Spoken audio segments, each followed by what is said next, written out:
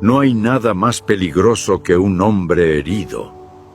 Porque cuando un hombre lo entrega todo y lo traicionan, algo dentro de él muere y jamás vuelve a confiar igual. Ya no se entrega con la misma inocencia. Se vuelve más frío.